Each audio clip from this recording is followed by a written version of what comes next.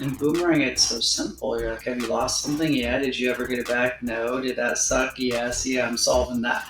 And so the data points us to that if you want to solve lost and found.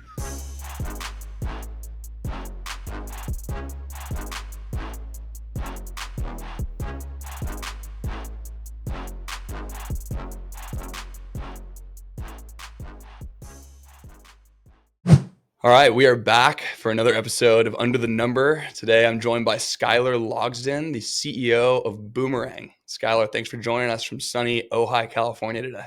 Brent, thanks for having me. We just made the connection that we grew up about 40 minutes from each other. So, Skyler, Boomerang has the ambitious goal of solving lost and found with, I've heard you describe, a market that applies to anyone who's ever lost anything, which is quite a few people. Tell me how you're going to do that. Yeah, so for us, I always say it's an 8 billion person problem. It's whenever I tell someone what I do for a living, like they quickly get it, and that hasn't always been the case. Before this, I built a company in the advertising space, and I had to explain for a long time what exactly that company did and how it works. And then eventually they would get it when I would tell someone on a flight or a friend what I'm doing. In Boomerang, it's so simple. You're like, have you lost something? Yeah. Did you ever get it back? No. Did that suck? Yes. Yeah, I'm solving that. And so the data points us to that if you want to solve lost and found, start with the businesses, the airlines, the airports, the shopping malls, the stadiums, the hotels, the cruise ships, the theme parks, the universities, casinos. All these companies find things and they do whatever they want with it. And they answer phone calls and emails and Facebook messages, and they look in the box and go, nope, don't have it. And then that customer calls them again tomorrow and the next day and the next day. And eventually they get frustrated and they take it to Facebook and say, WTF, Levi Stadium, my Apple Watch is there. I see it. I'm tracking it. Why are you guys not getting me back my item? Or my car keys with the air tag? My car got towed because of it. What the heck? Like, I want my item back. So that's what Boomerang's doing, is solving that, going after businesses and saying, hey, you can over deliver. You can actually just take a photo of what you find, upload it to Boomerang, put a Boomerang button on your website. Let us get all the customer claims through our website so people don't call you and email you. Let our technology do the matching with AI and machine learning. Let us communicate saying, hey, Brent, is this your Apple Watch? Yes, no, yes. How do you want it back? Do you want it shipped? Do you want to come pick it up? And so that's been our go-to-market product for the past 3 years. We've been live in market. We've been growing really well. It's been a lot of fun. You have some very unique investors as well. The reason I reached out to you in the first place was during my conversation with Wayne Kimmel, who runs 76 Capital. After we stopped recording, he said, you got to meet this guy, Skyler. He's so impressive. This company is so cool. That was what fueled my outreach. But a few other people in the cap table include Christian Kirk from the NFL, Odell Beckham, who everyone knows, Drake, who even more people know. And you were just telling me before we got started, Nick Montana, Joe Montana's son. How are you so well networked, and how did some of those strategics, get involved? Brent, that's growing up in a town of 10,000 people like Ojai. I think Santa Barbara is maybe 100,000, and you probably feel like that's small. Ojai is 10,000 people, and I knew everybody. My whole life, I've known everybody. The barista, all the police officers. It's your friend's dad, your friend's mom. And so when I went to college, like I just kept wanting to know everybody. I've always just on my flight here, I made a friend. Like everywhere, I'm making friends, and so a lot of those people we have mutual friends with, or I've met them over the years, and I added value to them, or they, we just had common interest. The athlete stuff is pretty uh, similar. Like I think probably most of your friends are athletes. Most of my friends are. We're driven. We want to be healthy. We want to do the right things. We want to play pickup basketball or pickleball. Like generally, I like to move the body, and I think a lot of my friends are athletes. So, Christian Kirk, I have a good mutual friend with. I met Christian years ago, and my last company we didn't raise money, but it's a very large business. It's a very healthy business, and we never raised a dollar. And so when I started Boomerang It's like, whoa, all these people that have asked to invest, in are always asking me, hey, have you invested into companies lately? And I'm sharing deal flow of companies I've invested in. And I see them piggyback on the things that I'm saying yes to. So when I had Boomerang, I was like, hey, have you lost something? Yep, that's what I'm solving. I want to do like the Shazam of lost and found. Everyone quickly got it and quickly supported. So that's how we raised capital from some big names. And then, the sports tech investors, like we have the Adidas family fund named Lead out in Orlando. We have 76 Capital. We have Lightshed Ventures, who's in New York. Jamie is a owner of the Philly Union. Like, I just met these funds because I realized that, like, hey, their LPs are probably sports team owners. Could make sense to pitch them. And so I didn't know them for many years, but when I got to know them, I was like, God, it makes sense to have you guys in on our cap table. You guys could add a lot of value. And so that's how I eventually met Wayne, and he's just been incredibly helpful and supportive. And it's a great example of, like, don't just take money, like, take strategic money. And if you take strategic money, like, Wayne is single-handedly responsible for a lot of logos and deals and revenue to Boomerang. I totally believe it. I've had multiple people who, like strangers on LinkedIn, reach out since I posted the episode with Wayne just to tell me, "Oh, that's so great. I just listened to your conversation with him. He's such a great guy. I've known him for X number of years." Like, it says a lot about someone, obviously, when that comes in unsolicited from a stranger. Another very important person, key piece to the Boomerang puzzle, is your co-founder, Philippe, who casually started Shazam something like 25 years ago, and has been a technologist and startup guy for decades since then. How did that relationship come to be? Philippe has been one of my biggest life lucky breaks. Like, as an athlete, you're always working hard, and then sometimes you get a lucky break. Whether that's a transfer comes to your school who just happens to be 6'5", and you're like, wow, I got a whole new target to throw to. Like, some things happen, but like, you had to work hard, and I was definitely putting myself out there a lot, trying to make friends. I was going to every campus event at Drexel. I was, on the LinkedIn game in high school. I was a bellman at the Ojai Valley Inn, and I would meet 100 new people every weekend by checking them into their rooms. I quickly add them on LinkedIn. So I've been stacking. I have shoe boxes of business cards, like, in storage. And I look at these business cards sometimes, like, wow, SVP of Fox Sports, like, CEO of this company and that company. And I could type in their emails, and like 17-year-old Skyler, 19-year-old Skyler was sending emails to these people, like, before I had any resume other than this bellman job. So I went to a field trip with the dean of Drexel and like 10 other students, and we went to Silicon Valley my sophomore year of college, and they took us to Google, Facebook, eBay, and they took us to some event. Leap was a guest speaker, and I sat in line. I had all these other ambitious classmates, in line in front of me, gonna go talk to Philippe and tell them like what they're working on. Like, one of my classmates was uh, the founder of GoPuff. That was his college startup. Another one was like JJ Redick's little sister Abby. Like, really, really impressive class of entrepreneurs at this close school of entrepreneurship at Drexel.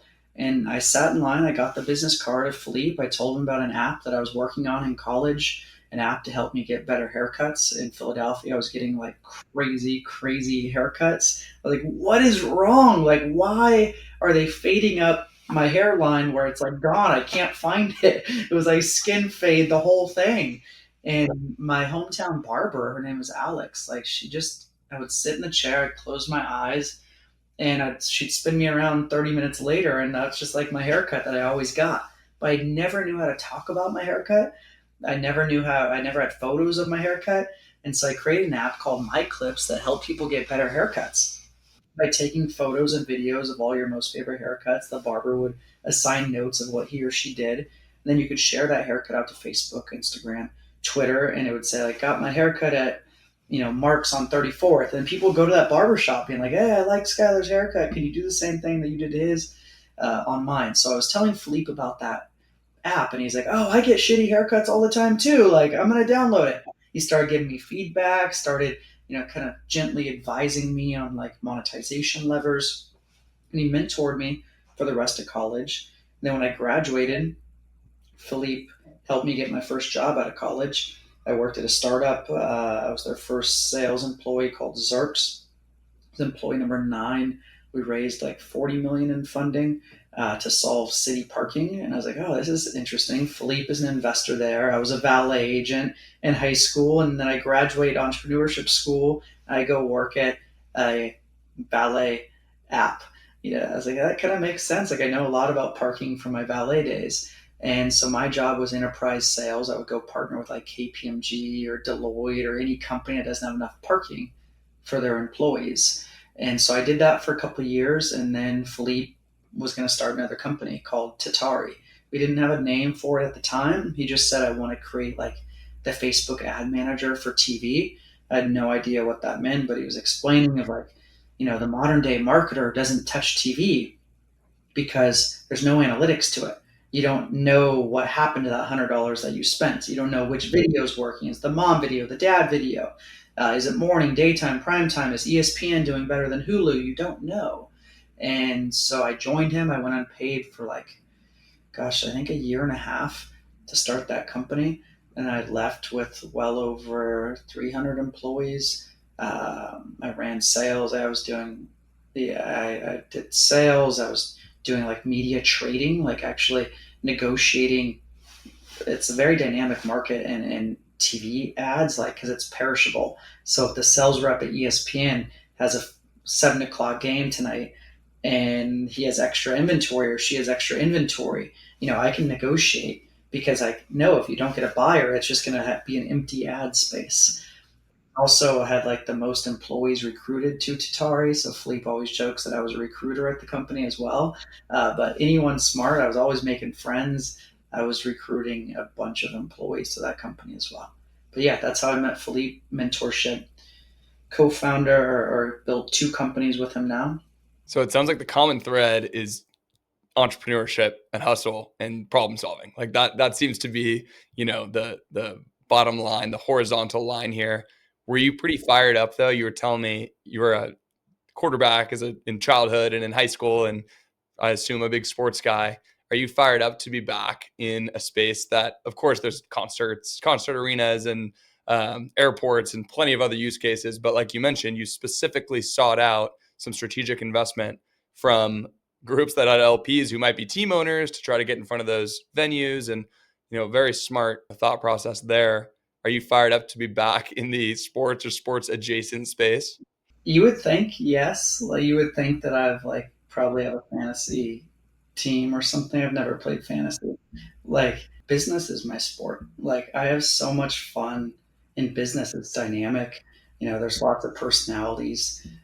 You can feel the pressure like you do as a quarterback. Like, the when you throw a touchdown, you can't get too high. When you throw a pick, you can't get too low. Like, it's humbling, just like an interception or a sack is.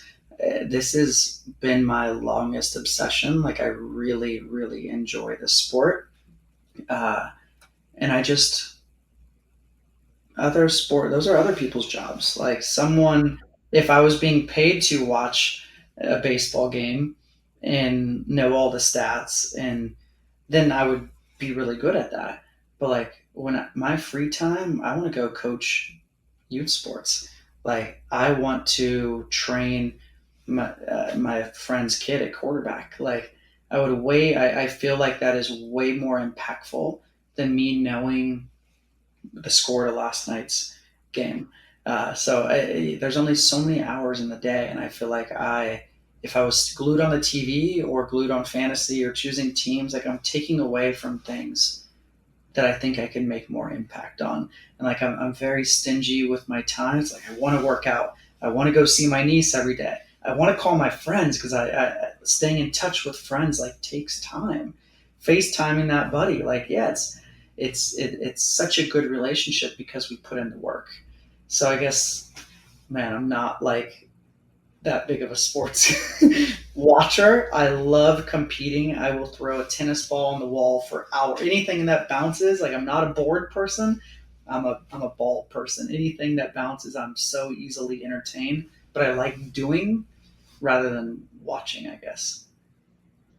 So on the, the sports business front, I think I heard that Nissan Stadium is among your Boomerang user base or customer base. So I interviewed Ben Gardner, who is a partner at Will Ventures out of Boston, NSF. And he played linebacker at Stanford and had a stint in the NFL and was at Andreessen and now is with this very sports focused firm. Maybe you've even met him.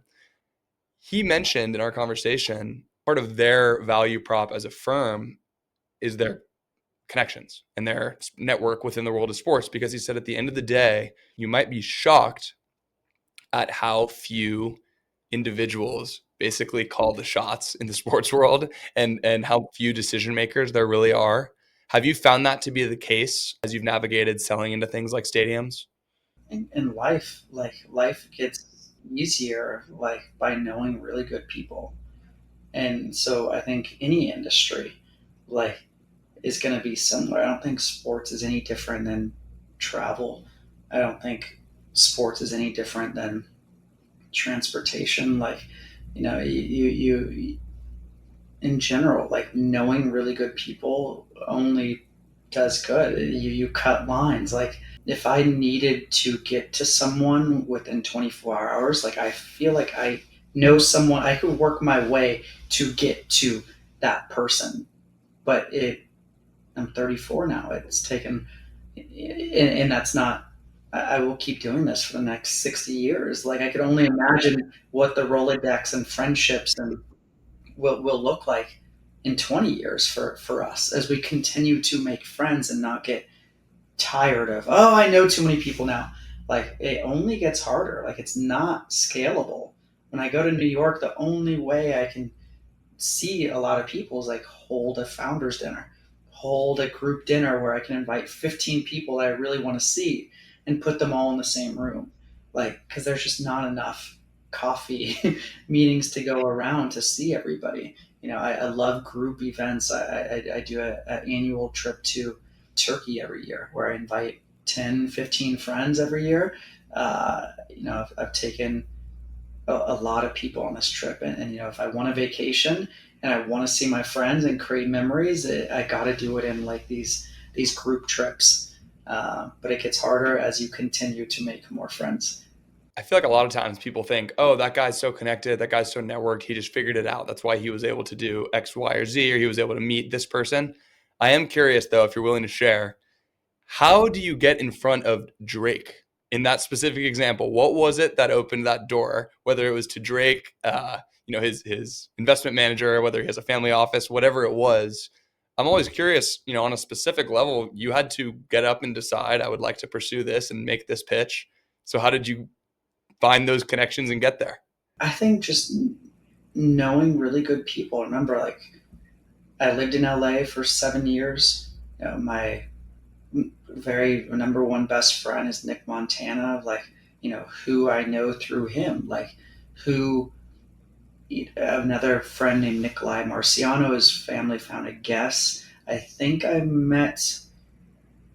was through Nikolai I met Drake's investment guy named Anthony, and Drake has a venture fund named Dream Crew. And like they source deals. A lot of these, Kygo has Palm Tree, and Kevin Durant has 35V. Like a lot of people have venture funds, and it's not like you need to get in touch with Drake. You need to get in touch with the person who's running the fund, whose job is to source deals that are interesting, and it helps having mutual friends. It helps saying like, Anthony, I had mutual friends with. Zach Bia he ran the kind of events at this group called Hwood Group in LA that has like Poppy's and Delilah's and the Nice Guy, a bunch of really good restaurants. And Zach is very good friends with Drake, and he's a DJ and he's on tour. And so I think just having friends, just like you and I, how do we start the call? Like the Owusus, we know the Owusus and your buddy Ben, and I'm sure we can go on and on and on. More people that we know through football. And like that just comforts you of like we know similar people, you're vetted, and it's just like removes a filter that maybe you may have up if you don't have any mutual friends in common. So yeah, Drake is a hot name to talk about, but like anyone on our cap table, it's all the same. It's like having a friend of a friend that introduced me, and it comes warm, and the person that introduces you says something very nice about you, just like what Wayne's to you, and it's no different. How I took the call with Dream Crew Ventures, Drake's Fun, is the same way that I took the call here. A warm intro, and like you, the hard part is making sure you have a good reputation, making sure that you know Wayne has watched me for a year and a half do the right thing, work hard. So then when he chats with you, he's like, "You've got to meet Skyler." Like that was earned. That's not given. The introduction from Nikolai to Anthony is years of him watching me build Tatari, doing the right thing, and then he's willing to put my name out there to someone like that. We've done the kind of weave all around these things that got you to this point at Boomerang, the people who helped you with the initial capital, and how you met your co-founder and all these things. Put me in the shoes of someone, though, who goes to a football game, goes to a concert, is halfway to their car and realizes my wallet fell out of my pocket in row, in the 300 section of this arena. I'm screwed. I don't know how I'm going to get out of the parking lot with my ticket. I don't know how I'm going to get my credit card back, my driver's license, all these things. If that venue is on Boomerang, what does the experience actually look like? It's panic. Like when you lose something, you check your pockets. Like, where are my car keys? Yep. And then you're like, if I can't move my car is going to get towed here at Fenway. And how much is that going to be to get my car out of the tow yard? And then I live 2 hours away. I'm going to Uber out there. Like, am I going to Uber home? And I'm going to Uber back tomorrow and deal with this, because it's going to be 10:30 after the game. Oh my gosh, that has my house key or my apartment key on that. So you can see the mind running. You go to the website of Fenway Park, lost and found section. It says submit a claim with Boomerang.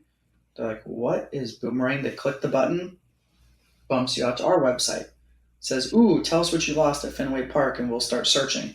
They give us their first name, last name, email, phone number, describe the item, upload a photo of what the item may look like. All the details, submit. We tell them ... searching.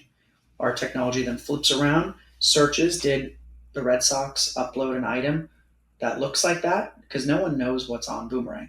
So we do all the matching behind the scenes. We go, oh, there is a match. Same Land Rover Defender car key with my keys have a little Punisher skull on it, like has a little key on it, match.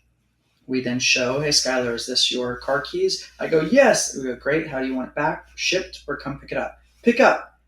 Great. Come down to section 222. Bring your Boomerang ID number, which is here. I run over there. I go, hey, you guys found my keys? Yes. Eighth inning, I grab my keys back. I go, that could have been so bad. Thank you, Boomerang. That's it. And if you maybe want to deal with it the next day, maybe it's not, your car keys, maybe it's Apple Watch, and you will just go home and you'll deal with it tomorrow, then we could ship it on back to you as well. You pay for the shipping label through us, off it goes. If we can't find it, we do an AI search, nothing's found. We email you every day at 6 a.m. So, good morning, Brent, your item has not been found. Good morning, Brent, your item has not been found. All just playing offense so that the team doesn't have to answer phone calls or emails. We just kind of remove the anxiety before you even wake up. You wake up, you got a Boomerang update saying your item has still not been found. I saw something on your social media, or maybe it was on LinkedIn, but it was saying an AirTag will tell you where your lost item is, and Boomerang will help you actually find it. It's so true. Like if you leave it in a stadium and then you get home, you check your Find My Friends, go to the items thing, and you're thinking, oh my gosh, well, yeah, it's on my seat. That actually really doesn't help me at all. Like I knew it was generally in this stadium or this terminal of an airport. So that's certainly an unlock. So as someone who's a very studied and experienced entrepreneur, you mentioned that Tatari did not raise any outside capital, correct? I don't know if you did for those earlier companies like the haircut business. For Boomerang, you've obviously raised a little bit of seed money from a lot of the people and groups that we've discussed here. What is your general, or I guess I shouldn't say general, what is your specific take on outside capital in this current environment when there's never been an easier time to build a product? When distribution seems to be more important than the number of engineers that you have or the number of, the giant outbound cold calling sales team that you put together. What's your view on it? There are a lot of people saying the ideal today is to raise a tiny bit of money to get started and then never raise again. And other people are saying if you're in the right space, you have people very, very eager to whip out a checkbook. Though not all checks are obviously equal. Again, a testament to the specific investors that you've hand chosen here. But what are your thoughts on that? Depends on the category. Are you software? Well, software can be an expensive asset class to build. You're going to need a designer, you're going to need front end, back end, QA engineer. Do you need a mobile app? Okay, you're going to need Android and iOS. Depends. Do you want to self fund it? Maybe you want to use your own money from a previous win. Like everyone has different financial situations. Are you willing to do the first million, the first 5 million? Is it going to need more than 10 million? Do you have a trust fund that has 20 million? Every founder has a different situation, a risk appetite as well. And so it really depends. If you're starting a healthy soda company or a protein drink, and you need 500K or 100K to get your first product, or a t-shirt company like a True Classics or something, there's some businesses that can do it with a straight line of it. You got three co-founders, everyone threw in 40 grand that they saved up in their 20s, and we got that working product, and then we just got onto Facebook ads and worked our way up from there. It depends on the business. Like software generally is expensive from the engineers. Is AI helping that? Yes. And then there's speed, competition. Did the competitors in the space raise money? Are they going to have a bigger brand than you because you're not raising? Is everyone going to think they're bigger? Are they going to, eat the lunch faster of the opportunity and take away the TAM? So you may need to raise money to get on the TV ads, to do billboard ads, to hire that really big CMO because it's a marketing play, and you want to take them from Geico, and you're an insurtech company who wants to get big fast as a disruptor. It really depends. Are you in finance, fintech, and you want to compete with Bank of America? Well, then yeah, if you're Chime Bank, you probably got to raise money. It's hard. As a founder, you spend a lot of time, with fundraising. You spend a lot of time with reporting.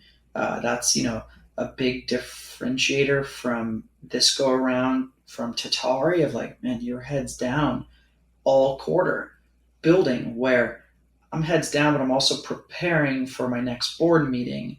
And then you may also be preparing fundraising materials and data rooms as well. And so that takes you away from building if you're a CEO that likes to sell. And, my calendar can only be so littered with sales calls if it also has weaved in investor board meetings or investor pitches. So it can be a time sunk, but it could be worth it if you can grow faster. And for us, it's a land grab. It's I think there's an opportunity for one household name in this category. It's not big enough to have an Uber and Lyft battle where both can be unicorns. I think lost and found or item recovery. I think it's grow and get it all and become the open table of the category, and do that very fast. And so that's why we raised money, is to grow fast and get to those network effects as quickly as possible. Because if you can put that pressure, I think a lot about open table. Like if they could just get Nobu, like that would have made their lives really easy. Early, if they got Nobu early, if they got STK early. But just by getting Nobu and STK, that doesn't create open table. Open table is as beautiful as it is because it has even the small mom and pop companies. I think that's what we've done over the past 3 years of like, we've got a lot of really good businesses, MSG, Intuit Dome, Universal Studios, a bunch of airports. Now we're getting close to getting like a Marriott, to getting like a major airline. That would be our equivalent of a Nobu or an FBK. But for us, you got to rally up all those logos, and it pushes pressure on the network effects where you start to look weird if you're not on Open Table. Nobu had to join because everyone else was doing it. I think we're getting close where like you start to look a little strange if at Fenway Park it's so easy to get back your item, but over at Gillette it's still call and leave a voicemail. Gillette's gonna have to call us and say like, how do we make it magical like it is over at Fenway?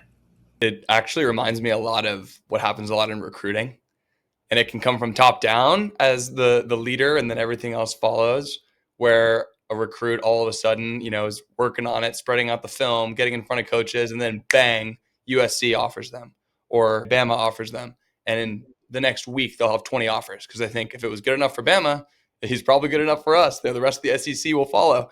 And then on the flip side, if you're kind of working your way up and all of a sudden 20 mid-level offers, it's kind of a matter of time before one of the major programs breaks through and considers giving you a chance. Final question, again, tying it back to the sports upbringing and your time as a quarterback. What is the lesson or maybe the key skill that you developed as a QB growing up that has been most helpful to you in a leadership position as CEO, as someone who has been leading a lot of teams and individuals through this entrepreneurial journey of yours? What a great question, man.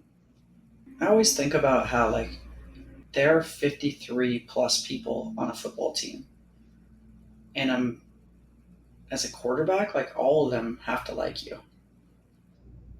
Like the person whose job is to hold on field goal has to like you. Like the defensive end who's a monster and wants to take everyone's head off, like has to like you. And he knows I can't hit Brent because Brent's wearing the red shirt over the top. Like, the OC has to like you, obviously, but also the defense coordinator. Like, you have to be likable and you have to rub people the right way. And I think having that responsibility really young, when you also have authority, of like, how can you get people like, hey, Logan, move up to the line? Like, oh, you don't know your play, don't yell at him. Like, how do I deliver him? You know, remember you got the backside post, like, it's drag and post, and you're clearing out, like, but then maybe the running back, I know that I can yell at him a little bit more. He needs that tough love. So learning how to be kind of a chameleon in your leadership ability of like, okay, the offensive lineman, keep him bought in. He's got to sit there and deliver blows all day and protect you. Like learning how to talk to different types of people. And I think my childhood, my dad worked construction, and we had like interesting different types of people at the house. My family friends were not CEOs. My family friends were people that Danny poured cement and owned like a cement company. Bob was a roofer, and I was surrounded. My grandpa owned a radiator repair company, and so I think I was groomed to be able to get along with all different types of people. And I think sports, definitely is a bunch of different types of personalities. You have some people that are selfish and always want the ball. You have some people who are scared to hit. Like, how do you talk to everybody? And I think business, like, there's so many different personalities in this world. And so I do a lot of assessing. I walk in, I'm like, okay, you're that type. All right, I got something for that. I know how to work with that. So I'd say that's one, is just having a leadership capability to be able to read and assess and deliver what I think may work for you or what you need. Another one is a mental toughness. Like I snapped my collarbone my junior year on the very first play. Coming back my senior year, like when all the coaches were like, this guy can't take a hit. Like this guy cannot. He snapped his on the very first play. He broke his collarbone. Like I could feel the doubt. I could feel, that no one believes in me. And, I was sitting like this taking Vicodin for my whole junior year. But as soon as I was working out everything I could. I was eating well. I was taking calcium pills, to try to build that bone back stronger. I think I grew back too strong. My shirts are all lopsided because this thing's so big now. But like, I believed in myself, and that's all that mattered. I came back my senior year. First game, we lost on my birthday. Second game, we finally won. Third game, I broke every school record in the history of Nordhoff. I threw 5 touchdowns for 5 games straight. I got NDP with Nick Montana from Oaks of Ventura County. And like, I always knew I could do that. Like, I knew it. And I think startups are the same. Like, you have so much doubt, you have so many people that don't believe it. Like, it doesn't matter. I do. And like, that is all that I need to know in high school to do what I did as a quarterback. And that carried on in of like, I'm that's just I'm enough. As long as I believe, that's enough. I don't need anyone else's endorsements. It's great if other people do see me and believe in me, like any of our backers or like my mentors or my co-founders. That's awesome. But if it's just me, that's also enough. Such a great answer. The point about you're dealing with at least 53 other people in college, like 100 other people.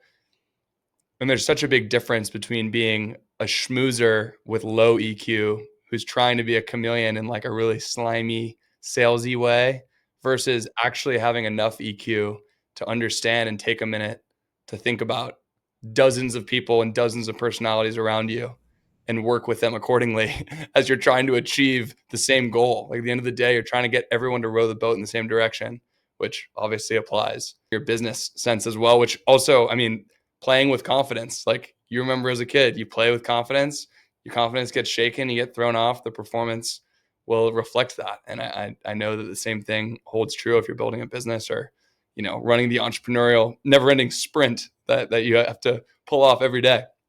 But Skyler, thank you so much. I know we went way over time. I so appreciate your time and your willingness to do this. And I really do hope we stay in touch. I'll let you know next time I'm in Santa Barbara in the event that I can go down and grab a coffee or something in Ojai. Man, I'd love to see you. Thanks for having me.